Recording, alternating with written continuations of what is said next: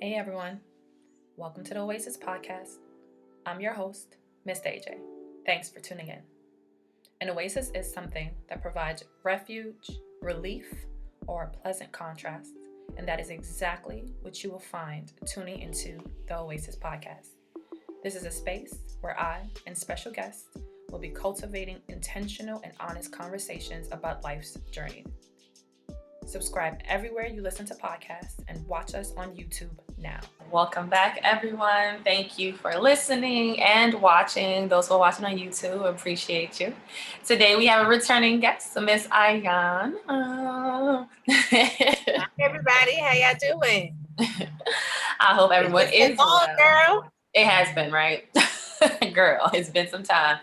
For many reasons. I know you've been busy. You've been up to some things. Not even some things, lots of things. Okay. Yeah. So go ahead and let people know what you've been up to, girl. Oh, my goodness. Well, the biggest thing is I'm a new mom via foster care. I got my beautiful, almost 4-month daughter back in March. On March 14th, she came to me at 11 days old, and she's been rocking out with me since. And it has been a great journey. You might hear in the background, you might actually see her on screen because I'm in full mommy mode. And hopefully she lets me get through this podcast. But if not, she'll make a special appearance. But so I've been mommying, and that's been taking up a lot of my time. And then I'm writing and working and doing a lot of stuff. Staying busy. Just dropped a book. Half of What You See, The Scars of Love is my latest book that I dropped. A fictional novel, suspense, drama. Good stuff, all the good stuff in there. And I'm really excited. Still grinding with Harry Return, motivational messages, doing all that work, still trying to put out consistent content on my YouTube page. So I've been busy and still working full time. Okay. I don't know where you get the energy, girl, but God bless you. Okay. I don't even know how these things be getting done, but they get done. They do. We make it happen. We tap into something. I think it's tapping into our brilliancy, but we tap into some space and make it happen. So fact, that is a fact. I hear little mama back there. We love kids, so she do what she do. It's okay. She ain't turned up yet. She's chilling on her Bobby pillows, so we're gonna keep rolling with it. God bless you. Oh, little mama. So I mean, there's some amazing things been happening for you. The most amazing thing is that we are here. Okay. Yes. So, because as we know, a lot of people ain't make it. So for us to be here, it means a lot. So I wanted to just jump in, right, and introduce the topic. So today we're talking about religion versus spirituality. And how did this come about? So honestly, this came about from a conversation sparked from one of my podcast episodes that I have with my current partner. So yes, I'm not single, y'all. That's right. She's taken. She's off the market. Okay.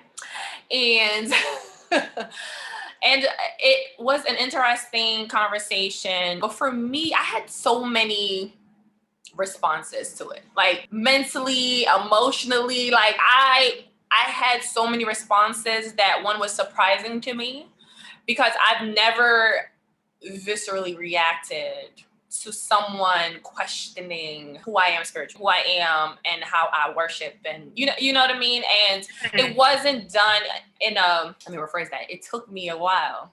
It took me a little bit to realize it wasn't being done as an attack, but really to just learn more, to understand more, right? Because when you're dating, you ask questions, you figure things out. So, I mean, it took that and my therapist, but you know. Shout out to the therapist. Shout out to the good therapist. Girl, you know who you are. Because I be needing her. Bad love to the therapist. Okay. For me to like take a step back and realize why I was having the reactions and just her giving me real understanding about certain things, like making me understand things from a different perspective, the perspective that he may be coming from, rather. And it was helpful. It definitely was needed. But it just sparked, and like immediately, like I after I kind of was processing my thoughts, and I'm thinking to myself, oh, I need to do a podcast episode. Like I'm like, who am I gonna do this with? Ayanna. Like it was automatic, and I was like, girl, can you You can. I'm here for it. I'm here to have the, oh Lord, this, and what a conversation we can have around. I'm so glad you asked me to have this conversation. I've had this conversation a few times with a few different people and lots of perspective. You know, people get real charged. Yes. When you talk about their faith and their beliefs and their and what they've been taught and learned. But I'm down. I'm down to go there. And I can only speak on my experience and my opinion. Mm-hmm. So I'll preface by saying that, but like, oh yeah, this is a conversation. It's a conversation to have. And kudos to you having it in a romantic space, because a lot of times people don't touch that. Like, you know, until it becomes an issue because y'all got kids now. Yeah. And how you gonna raise them babies? That's when they want to talk about it. So I'm glad that y'all are having healthy dialogue about it now. That's dope. So kudos that you're having that dialogue. Thanks for that. But let me tell you, when you having these conversations, you're like, it's a trigger. Yeah, it is. But it is wonderful when you get on the other side of it to be like, oh, okay, like we did that. We figured it out. We have understanding now. But yeah, it is pretty tough. And we're gonna talk about this topic and how it relates to dating. But it's really not something that I've really given much thought until in my late. I think until my 30s, to be honest with you. I honestly never really processed it in that way. And I think part of me was because when I was younger, I ascribed to a religion. And I think when those topics came up, I had a sense of, I don't know, the word I want to use is security or protection, because I can say, oh, I fall under this umbrella or I fall under this thing.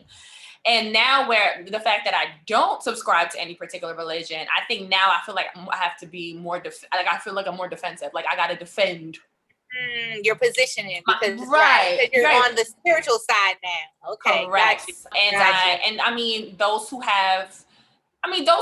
this is not surprise to anybody. And this is probably one of the reasons why some people turn away from religion is the fact that people who are religious tend to be, not everyone, but can be very judgmental. Oh, yeah. Right? So it makes you feel like, wait, would you coming for me? You know what I mean? Like, and so I had to really process that on my own and really try to, take some deep breaths just to answer the questions and try to give the understanding without feeling attacked.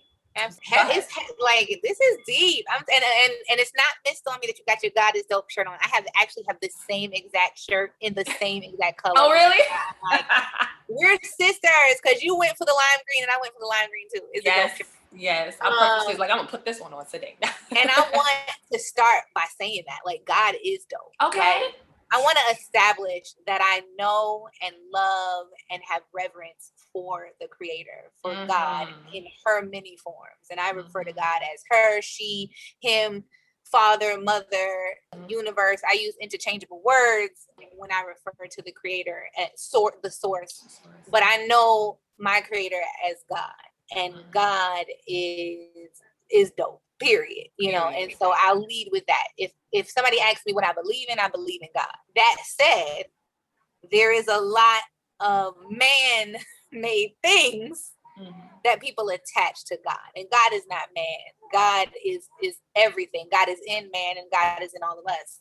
But there are a lot of things that come with organized religion, and I use the word organized intently, that people get wrapped up in and round up tight in because their identity is in that. All they've ever known is what they've been told to believe. And so when people have their own individual awakening or their own individual pivot from a world of conditioning to a world opening up of just trusting your spirit and being spiritual, it's like, hold up, you are abandoning everything you've been told.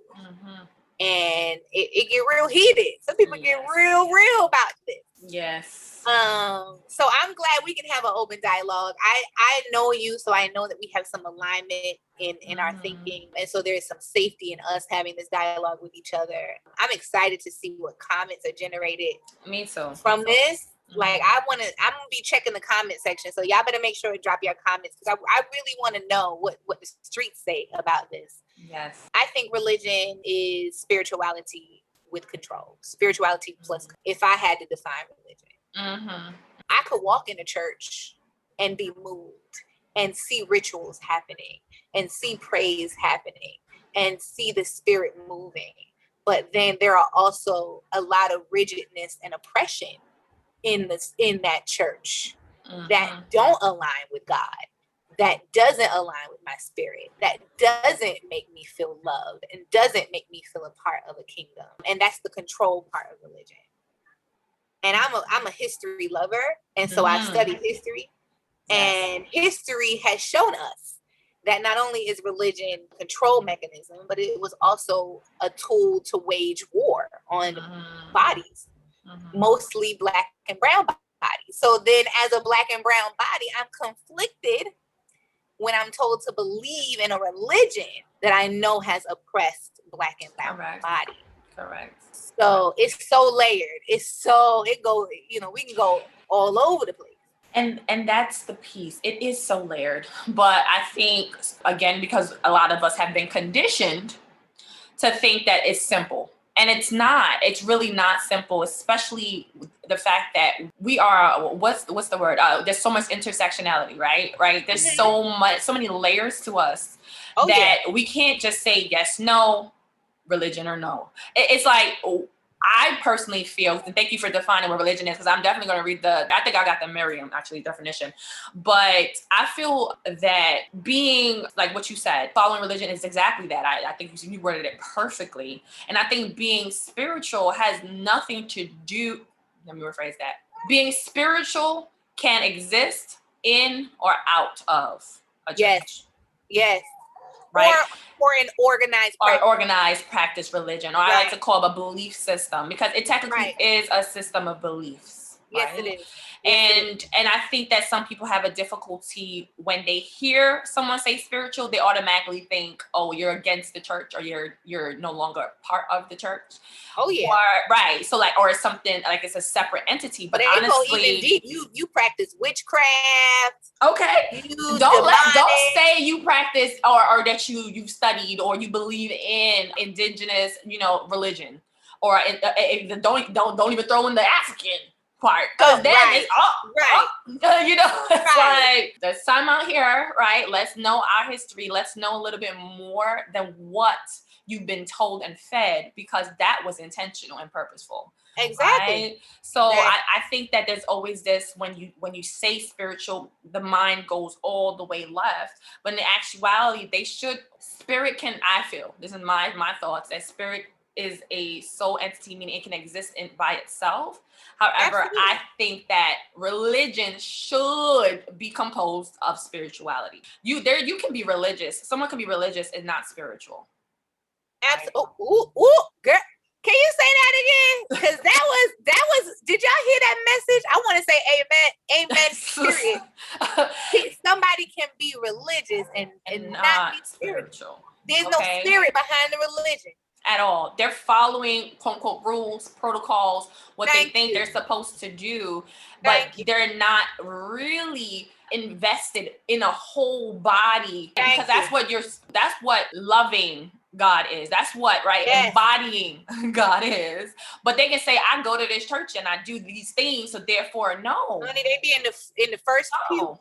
They be in the first pew. They be at Bible study. They can quote the Bible front, back, in between. But when they leave that, when they leave that space, so I feel that there's a clear distinction between what religion is and what spirituality is. And I definitely do think on both sides that people hear those words and they think different things, for sure. Oh yeah, and attach a judgment to it. I mean, it's so hard to have open dialogue about it because of how rooted people are in both sides. Because as critical as I am of the oppressive nature of some religion, I'm also equally critical of some spiritual practice that are oppressive, but it's hard to have those conversations and for people to suspend judgment of either side because they've been conditioned and they've been indoctrinated. It's like a group thinking. It's like real mindless flock.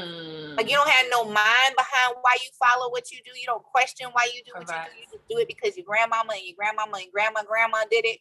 Correct. But why do you do it? And there's that's the point that you made. Yes. There's no personalness. There's no spirit behind it. Correct. And I feel like conviction.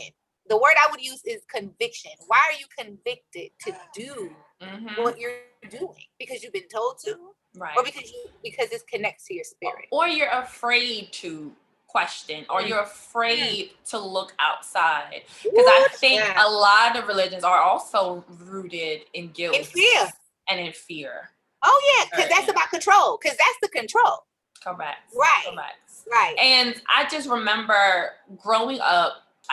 I'll be lying to you if I tell you I remember exactly where to find this. But, again, it could have been how, because again, I was raised Catholic, how the priest kind of messaged it. But I just always remember hearing that you are to question, right? You are to question religion, and you are to question God. Because in honesty, because he knows, right? The source knows you can question, but you will, and even you can even break away, but you will come back, because that is how sure.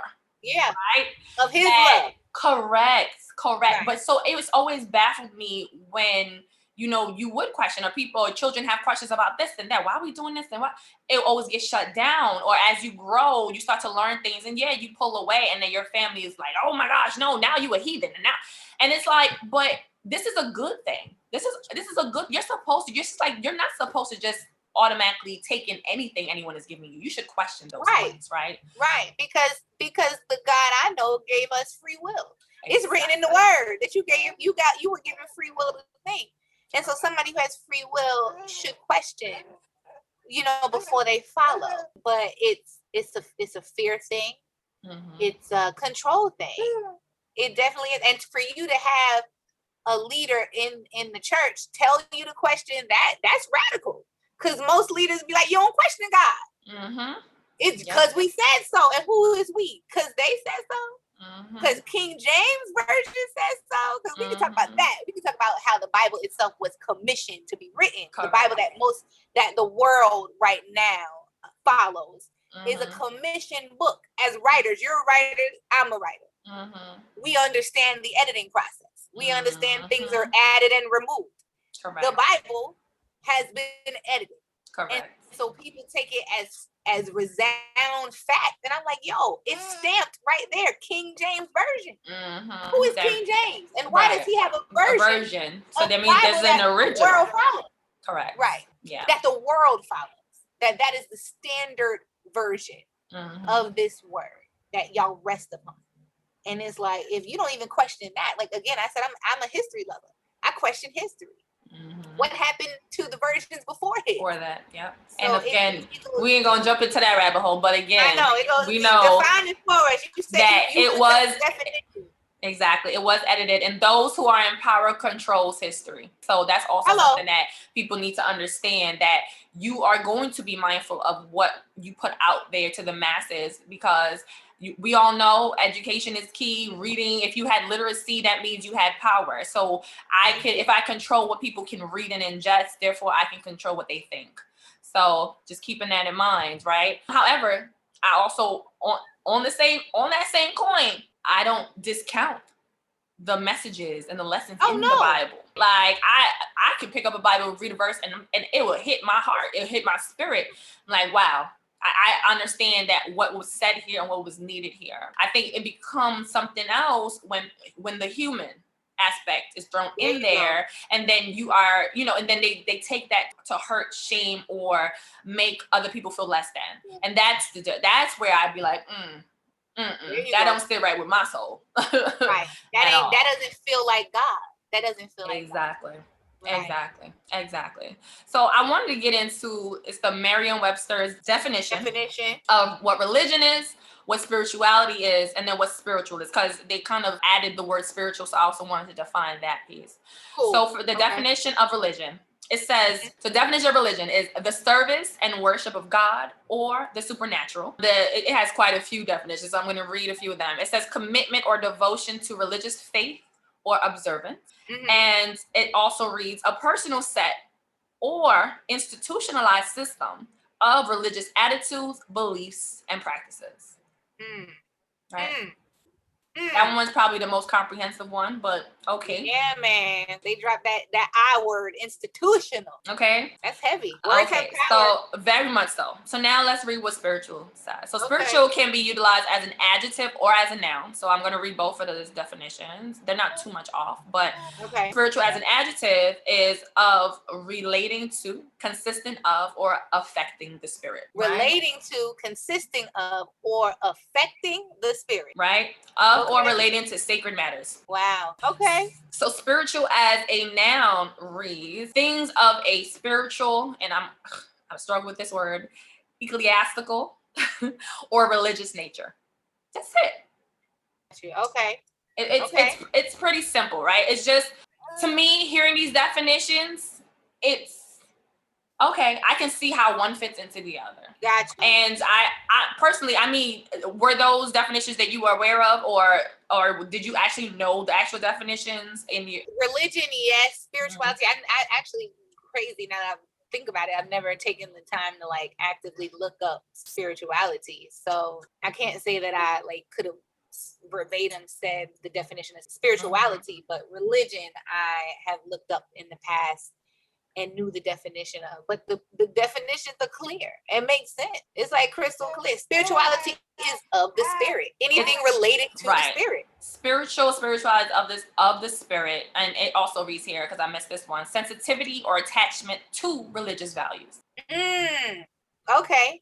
Right. Okay. So there's some foundation to some type of religious aspects. However, it's mainly having to do with anything that is sacred. Spirit. Right. With what moves your spirit. With what moves, like, and to me that makes sense. Like, not to be, I'm not gonna be facetious, but if your spirit is moved by this, I got a Pringle can over here. If you have some deep connection to colanders, like I don't know what it is, that's just what moves your spirit. You got, or let me not be so, to flowers. Every time you're in a field of flowers, something resonates with you. Every time your feet is in the soil, you are moved to emotion. You feel a deep connection to the energy of the earth. Then that is where your spirituality blooms. I can't tell you what to believe in and what you get from being in a garden in a field of flowers, but you get from it. You resonate. And it opens up your spiritual palette. That's what spirituality is for me. What works for Tanisha's spirit may not work for Ayanna's spirit. We might share some things. But what gets your spiritual juices going is not going to be the same for me. And religion feels organized. Right. And I think that's exactly, you just, again, you said it perfectly, and you kind of segued into another point, is I think, for me, in my opinion, religion is that. It's like, okay, we believe in this thing, we put a stamp on it, that means we all should follow accordingly. Whereas I think spirituality is viewed more, it's more, in my opinion, when it's not just tied to a religion, when it stands alone, it's more of a independent thinking, feeling, attachment, connection. That's, for me, that's how I see it. To me, it's a more personal journey. It's more personalized. Whereas, being in organized religion is essentially something that is more community validated, if that makes sense. Like, that's how. And don't get me wrong. I agree with you. There are organized spiritual practice, because we can talk about Yoruba faith, Ifa. We can talk about organized spiritual practice. Right. But true spirituality, for me, like you just said, is an independent work. I always say this. I've said it so many times. There is not a man that can bring me to God. Meaning, I don't follow man to get to God. Correct. I know God already. Like, I know God for myself. From my own experience of God, I know God. So there's not a man on this man, woman, child, person. I say man not in the literal sense of cisgender, but this human, let me say that, human, that can bring me to God, that can say, I brought her to God. Right. I brought her to faith. I brought her to Christ. And if we sit in church, that's a message.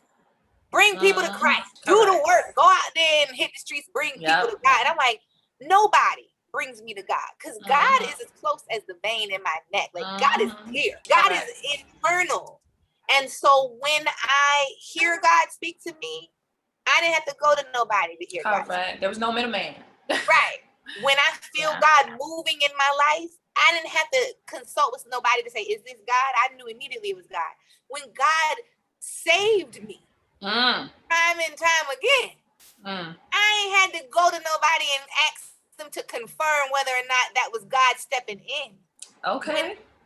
So it's, to me, that's what spirituality is when you have when it resonates and you have the personal connection. Can you have spirituality in religion? Absolutely. Can you have it outside of religion? Absolutely. But true spirituality is that personal one-on-one connection with what you believe in, with what you believe. A Buddhist chants. A Buddhist focuses their mind by chanting and meditating and coming. And there's power in the vocal vibrations, right? And like there's some, to connect to spirit. You said you grew up Catholic. First of all, we all recycle shit. Like, people don't want to talk about that. All religions borrow from each other. They all exactly. They don't want to talk about that. They are all from the same source. Okay? Yeah, they all stemmed from one main thing that broke off because it's a human thing to do. Oh, I don't like that piece. Right. I'm gonna do something different. And then we have all these different. And don't get people to talk, because if you want to get some real debates, you get like a Pentecostal and a Baptist, and I'm not even gonna call them out because I don't want nobody coming for me. I don't want the commenters coming at me. I'm not calling nobody out. But it all stems from the same place. And if we're going to be really real, because I'm an educator at heart, it stems from Africa. It stems from the cradle of civilization. Yep. And when I saw Africa removed out of religion, I couldn't relate to it. Right. And deeper than that, you mentioned intersectionality. So deeper than that, I'm a woman. I'm a cis woman. I'm a Black woman. When I saw womanhood removed from religion, and I saw women subjugated in religion, women oppressed in religion, women said, religious leaders said women couldn't preach, women couldn't have leadership roles in the church, women had to walk 3 feet behind in certain religions, women had to submit. When I saw that it was just a subjugation of a gender, I was like, any religion that doesn't honor my divinity, because I know women to be divine. If you see a woman give birth, that's God. You understand what I'm saying? If you see the divinity of childbirth and of mothering, you understand what God is. The way God cares for us is the way a mother cares for a child, for an infant. Like, we are infants to God, and that's the way God cares for us. And so if you remove that from the religion, how can I follow that? Because you're removing me. I can't even relate. I can't find myself in it. Girl. And how can you bring me to God if you're erasing me? You preaching. Okay, because it's so much. Like, it's so, and it's honestly, when these things come up, or when you're having these conversations, it's so much, and that's why it's so hard sometimes too, to really verbalize. Part of me, though, feels that when someone says, oh, I'm of a religion and this is my thoughts, people go, okay. When you say I'm spiritual, that's when it's like, tell me more. Why? Right. Why are you not part of why? You know what I mean? And to me, it's like, I think both of them should be respected equally. In the same way. Right. In the same way. I'm not going to question you if you say that you are of religion A, B, C, or D. Right. So if I just go, boom, you believe in something. Honestly, at the end of the day, this is my one thing. I think, believe in something that's greater than yourself. There you go. Right. I agree. And I encourage people to believe in themselves, because we are gods. Listen, that's my platform. Right. My platform is that we were made in His image, and we are God. So if you can't attach it to somebody else, you better believe that the God resides in you, and you better know that you are connected to source. And for some, I think the difficulty comes in understanding, believing in oneself, and that we are of God, and because of our humanness, right? We do make mistakes, and I think people think that being perfect means that you are of God, and that is not right. And I disagree with that sense, because I know in my journey, I became closer to God when I was finding myself. Right? Effing up. If we're gonna tell the truth, you was effing up. Period. When you was making mistakes, that's when God snatched your ass up and was like, hello, right on come up, here, baby. my child. And this is why no one can tell me God isn't real. Just like how you feel by your experiences, no one can tell me that God isn't real based off of those experiences. But I also know that I found God outside of the church. And so it took for certain life to hit me in a certain way. For me, it took me to have these human experiences to understand the divinity that does live in me. But I think for some people, when you are so stuck in the human experiences, it's hard to see the God in yourself. So that's why I think it is important to want to think of and to believe in something bigger than yourself, because in that way, it's going to bring it back to you. Absolutely. Because at the end of the day, always cyclical. It's always full circle. Correct. At the end of the day, if you do believe in an organized religion, it does say to honor and to love God or the source. However, what are the lessons that they give you? It always has to do with either you doing inner work. Oh yeah. And you doing work to aid others. To aid others. So I call it's it all Jesus connected. Effect. I call it the Jesus effect. And I have, my friends have laughed at me because I was like, yo, if I were ever a preacher and you like came to my church would be wild crazy, because I would talk about Jesus like he was a gang member. Like as if Jesus was a gang member from South Central. Like, think about it. Because he was. Jesus had 12 dudes and some bitches, excuse me, can I curse? And some chicks. Yeah, you can curse. God accepts me as I am. He had Mary Magdalene and all his chicks following behind him, going town to town, disrupting stuff, shaking tables. Exactly. Jesus was flipping tables and disrupting shit. And then he was like, I have faith. I don't understand why I'm called to be the Son of God, but I have faith that this is what I'm supposed to do. I will not question source. Correct. I will be obedient to my assignment, even if my assignment ends in my demise. Yes. And I say that nobody was, because they talk about Jesus like Jesus is perfect. And I say, remember when Jesus was strung up on the cross at the very end, Jesus cried out, and what did he say? Father, why did you forsake me? And I said, and that right there in the Bible was showing you Jesus' humanity, him being a human. Because he was the Son of God, but he was also man. Correct. And at the very end, he was like, yo, why me? Well, me though. Like, this is messed up. Like, I did everything you said, though. Right. I know you said everything be all right. I'm going to come back in 3 days or whatever, but this is kind of fucked up. Jesus, like, God, like, why I got to die? Right. And that was the human in Jesus. So that's why I say the Jesus effect. Like, he did everything. He did everything he was supposed to do. He did everything that he was born to do.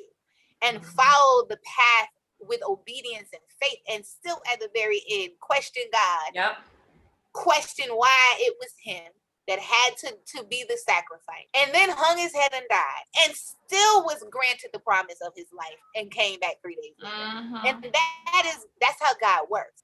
And so, because God knew he was going, God knew his child, God knew that Jesus was going to question him right then and there. Exactly. And God was like, listen, bro, I done told you already. This is what we got to do now. I done told you we got to save salvation and stuff. Like, agree to this now. Don't get cute. Because that's how parents talk to their kids. We go in the store. I don't put you on earth and you getting cute. Right. When, if you're listen, black folks, I'm going to talk to black folks right now. Our white folks out there, your parents may not have ever had this conversation with you, but black folks, when your mama was about to take you somewhere, she'd have that conversation before she'd take you somewhere. Now, when we get in here, don't act cute. Ask for nothing. I'm about to take you in this store. Don't show your back. Don't act cute. So that was God. God was like, don't act cute now because you on the cross, because I done told you coming back. Stop fronting like I ain't tell you what's about to happen. And so people want to subscribe to this notion of perfection, and God never asked us to be perfect. Correct. God asked us to be faithful. Yep. God asked us to be faithful and to embody loving other people. His principles. To embody a spirit of love.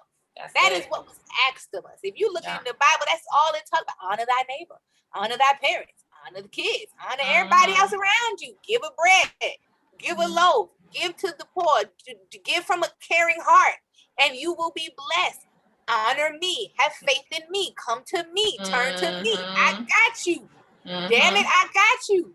Stop looking out For everybody else, I got you. That is what God is asking of us. And that requires a personal connection. Yes. You can't have faith in something that you're not personally connected to. Exactly. Because at every turn, you're going to find a reason to walk away. Yep. But if you're personally invested, not invested through another entity or person, you can sit down, have those conversations. You can sit down and just have a different understanding as to why things are happening in the way that they're happening, and not be so quick to turn your back away if for whatever reason that middle connection is ruptured. Absolutely. You know what I mean? And I think that's the piece of it that I think it's sometimes hard to grasp. Like, you can be religious and be spiritual. And I think that you need to be spiritual and religious for you to get the full experience. If you ascribe to organized religion, like, a spirituality is not a separate thing. And I think that's how sometimes it's like, oh no, that's a that. But then if you think about it, many organized religions believe in the Holy Spirit. The word spirit is right. It's right there. Like, spirituality. And they just have different names for it. There you go. They just have different names for Allah, Jesus, God. It's different names for the same experience. And I think it's deep that you said, I'm telling you, put this in the description of this video. Like, there are people who are in religion that don't have the spirit, because we see it all the time. Something happens in the church and they turn away from the church. But not only did they turn away from the church, they turn away from God. Yep. All of the practices that they had, all of the things that they did, that they said connected them with God, they don't even do that anymore. Yep. They stopped praying. They stopped talking to God. They stopped having a community with God, because something happened with man. And that is why I say no man can lead me to God, which means no man can take God away from me. I can go into a church and put my faith in the preacher and what the preacher is telling me. And then when the preacher ends up being human and falling short of God, and the pedestal that I put the preacher on, I lose all of my religion. Not my spirituality, my religion. But I didn't have any spirituality in the religion. Exactly. And now I don't know how to talk to God because I don't have pastor so-and-so. I don't know how to talk to God because I don't have grandma so-and-so who used to tell me how to pray. Right. I don't know how to sit with God because I don't have my elders in the church, because they done turned away from me because I have a lifestyle that they don't agree with. There should never be a place that you can't find yourself in, and they're telling you this is the way that you should be, this is the way that you should believe. If you walk into the church and it does not honor your full self, then it might not be for you. If you have to hide parts of yourself to be in that community, that ain't your space. Because your spirit isn't in it. If I can't be black, fat, gay, queer, smoke weed, and still talk to God in this space, it ain't for me, because all of those things are of me. And God created you exactly as you are. God created me and didn't make no mistakes, honey. Didn't make no mistakes, because God don't make no mistakes. And so we get into these conditionings, and it's deeply rooted, again, I think, in control. It has nothing to do, it's not even of God. It's not even of God, these conditioning that people who follow certain religion have. And it's all about our origin story. It's all about who beat it into us, who browbeat it, who force fed it to us. I want to pose a question, because I think it'll add some context to the conversation. Is what is your origin story with religion? I'll share my origin story. Girl, it's perfect. You just segueing right into the next thing. Go on, girl. For me, I don't know what to label. I don't know if it's progressive or not. My parents did not raise us religiously. My parents were raised religiously. My mother went to Catholic school all the way to high school. My grandmother was Catholic. My father is from North Carolina. They're Baptist. My grandmother on my father's side went to church all 3 services every Sunday, Bible study. And they were very big on Southern Baptist Church. And so I don't know what happened in my parents' life for them to decide that religion just was not an important thing for them to do with their children. But we were not indoctrinated into church.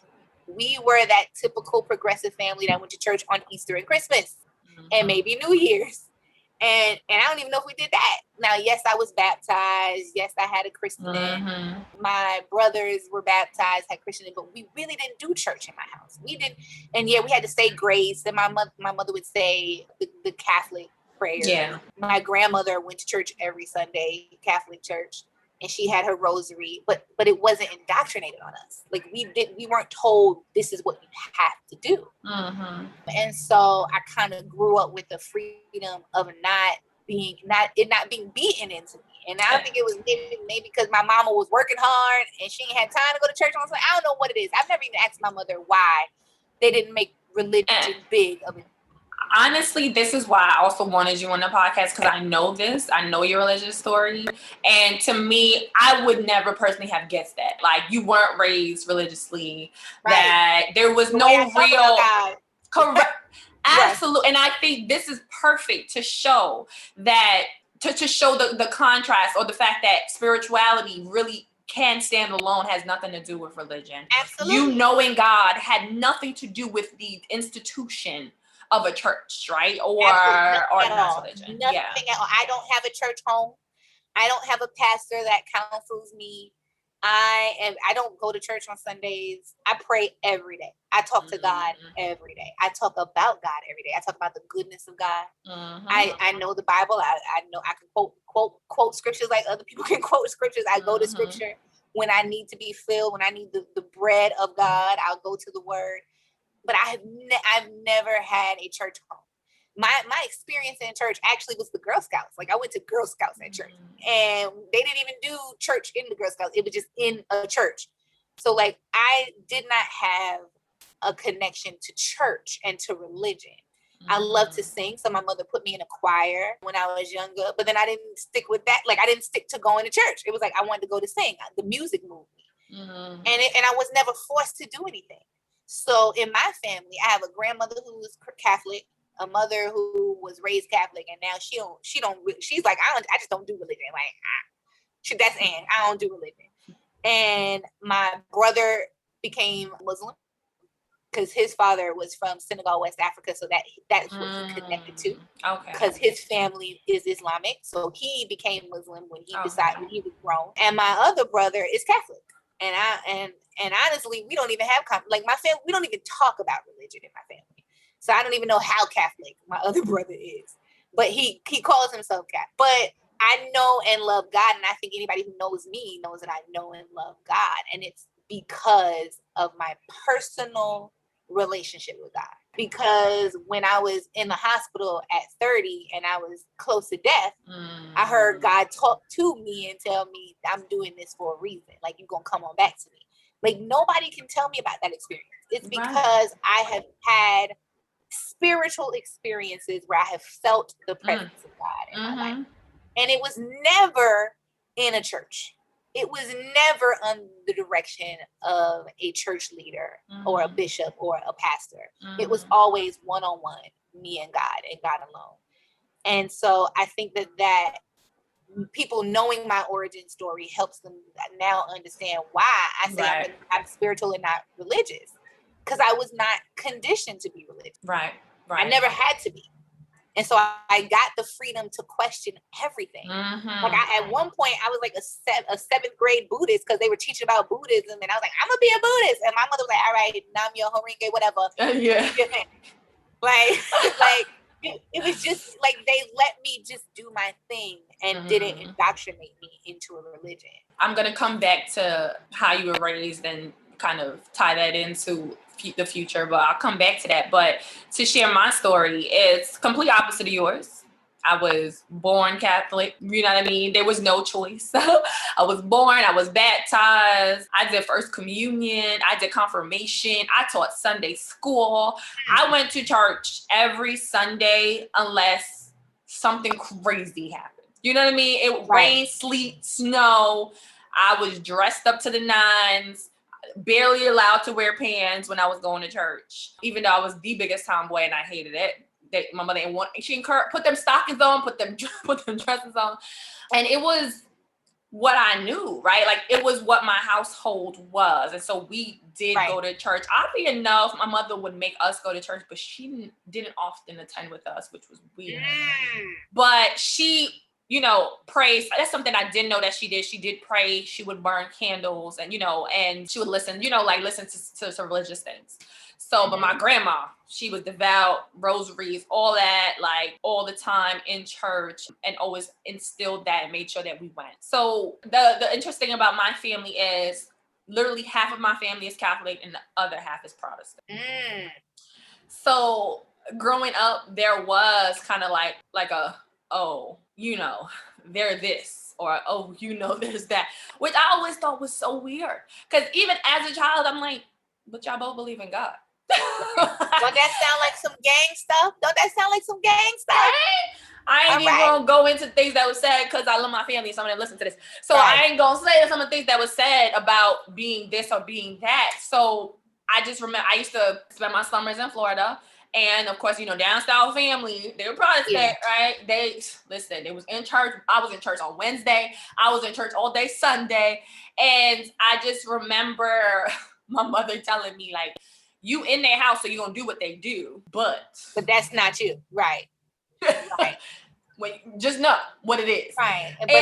But don't they love and know the same God? Like that's crazy, and that's what I used to say, and I used to feel and think. And there was even a point where she would be like, "Oh no, there's this aunt that is Catholic, so try to go to church with her," you know. And I didn't live with her, so like I'm over here navigating, trying to get to church with this lady. It was just so crazy to me. I was like, "But I don't want to do all that. Like they going to church, I'm gonna go to church with them, and then just call it a day." Because in my head, I really felt they believe in God. Like that was always the thing for me. They just do things different. To me, yeah, it was strange because I wasn't used to it, but they all believed in God. Now, as I got older, and that was always something with my siblings and I, is the fact that, again, we're big on history too. I just always remember, we love watching Discovery Channel. We love watching the History Channel.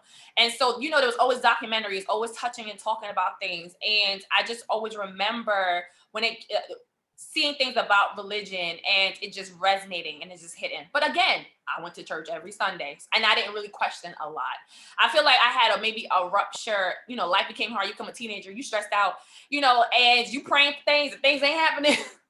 And you like life is going left and you're not understanding, but like I go to church, you know what I mean? I pray, I do all these things, and then life is not happening. And then I grew up in a particular church. The priest ended up passing away, and you know how death tends to make you go, you know? Right. And I found that by that point, I was a young adult. I had just started college and I took a theology class. So mind you, I've been, you know, listening, watching these documentaries and things on religion. And so now, and understanding the connection of slavery and how religion was used. Now I'm taking a theology class and I just was like, I wasn't wrong. All of these religions are technically the same. You know what I mean? Like, absolutely. They're technically the same. And I'm like, the common theme in every religion is love. Hello. Is love. Because that's the true religion.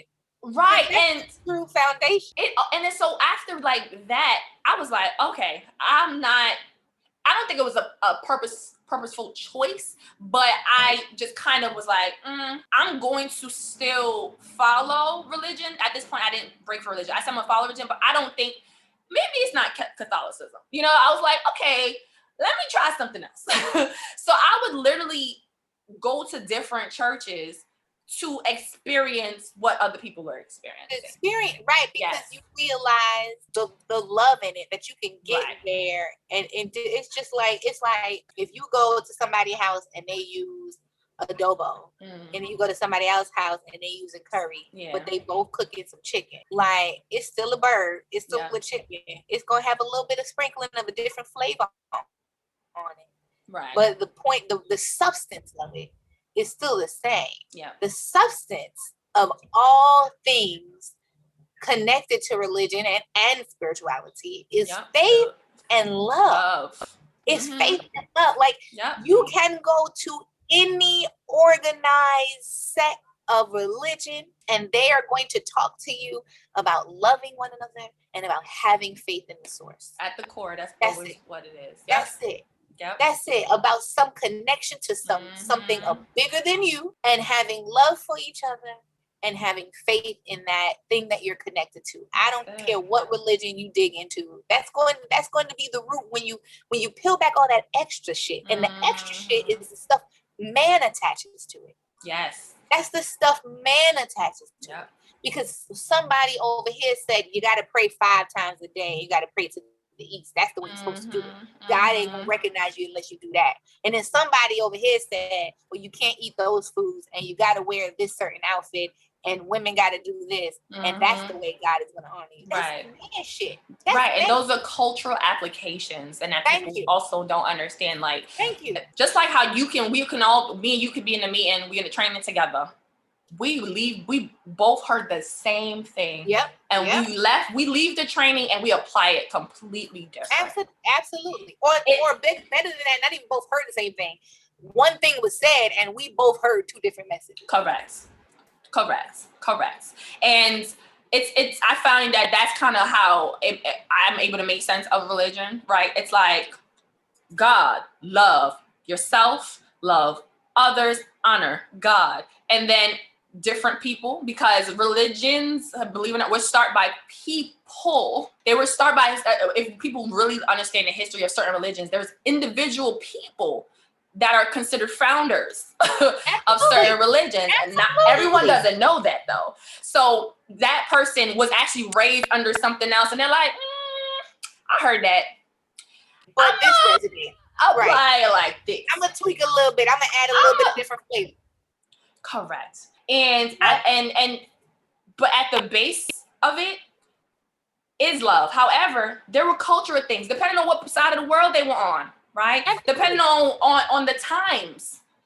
Different things were pulled in to make it make sense to the people of those times. Absolutely. And that is why it will always be a battle of free will, because culture is connected in it. That is why it'll always have its limitations.